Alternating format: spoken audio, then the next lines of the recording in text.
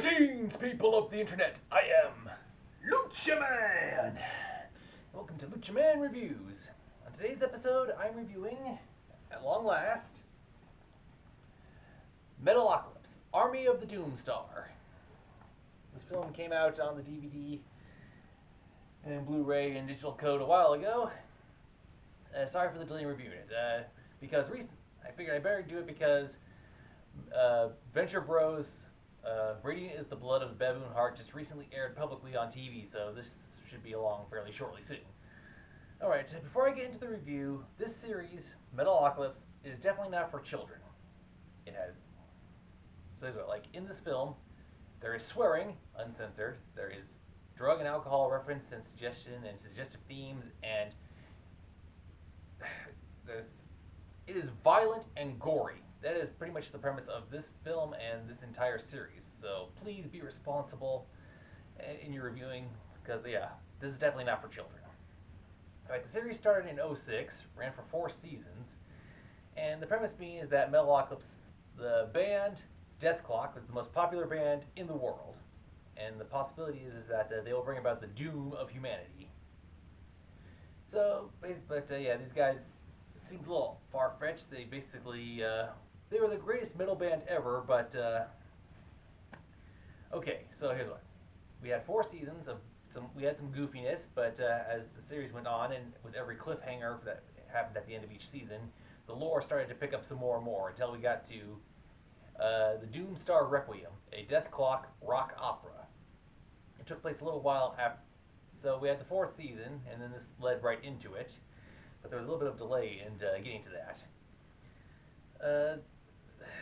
So yeah, this film takes place directly after the events of the Doomstar Requiem.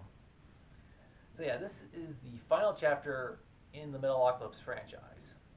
And even though it's been a very long time, I'm happy to say that all the voice cast who were involved from the beginning of this have returned to bring this all together for one last film.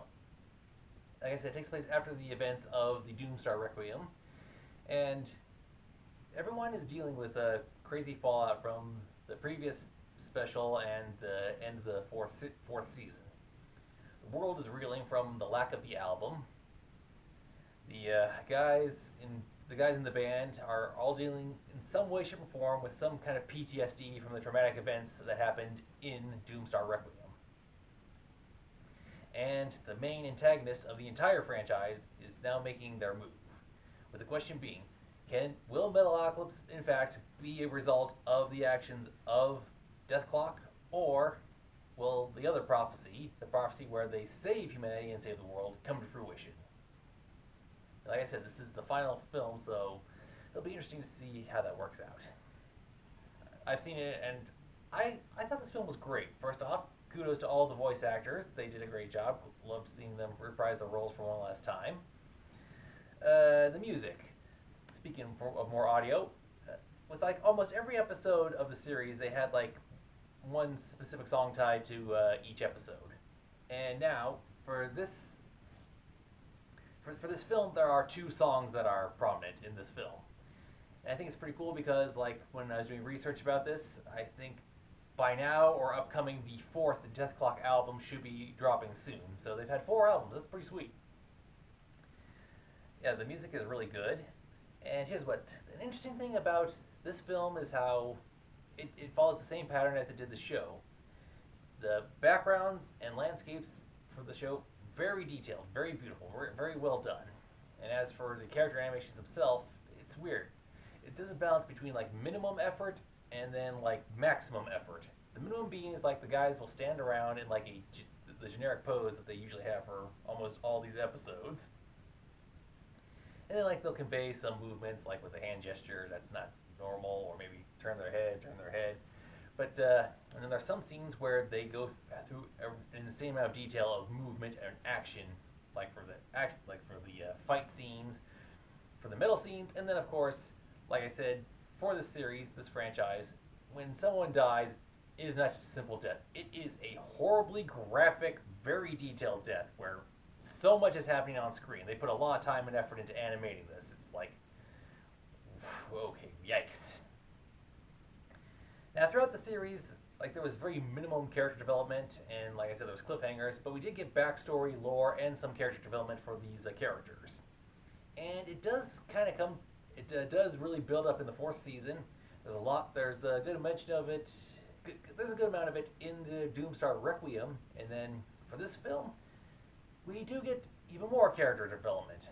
Now, some people might say, oh, this is way too much character development. How did they instantly get all this happen within such a short time span? And some people will say, finally, these guys are not just standing around getting drunk complaining about, oh, I'm the most popular rock band in the world, and yet I complain about my fans and my 20 gajillion dollar house and all the cars and the guitars and the groupies and blah, blah, blah. So it is nice to see some growth and development in these characters. And the interesting thing is how there's one part in this movie where the people who worked on this were paying attention because, like, one character A is talking about character B in the previous thing and saying how certain events would happen or would not happen if the situation was different. And yet, it proves to be the opposite case in this film. So, yeah. It was very detailed. They brought characters from various parts of the franchise, and I swear there was one character I saw in this crowd shot, and I was like, wait, I thought for sure this character died a pretty horrific death in that previous season. So, I guess either the character didn't, or there's some, while they were focusing on some of the bigger details for this film, a couple of other smaller details slipped through the cracks. Yeah, it's not the first time a franchise has, mistakenly forgot something from the lore or the history of the series. But I think it's a really good film.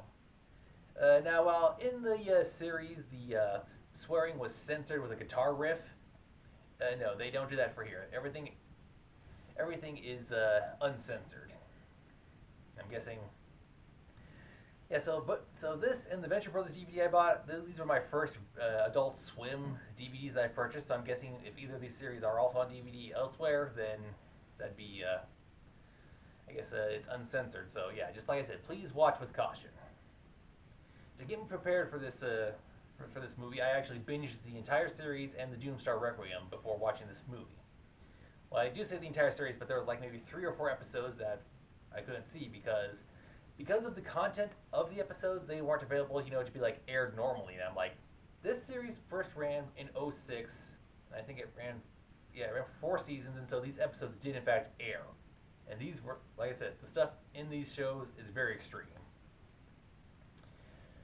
So yeah, I am going to give Metalocalypse Army of the Doomstar, I am going to give it a 9.5, a 9.5 out of 10. Like I said, it's really great how the way this series ends and how it all ties everything up. This being the final chapter and all. And so yeah,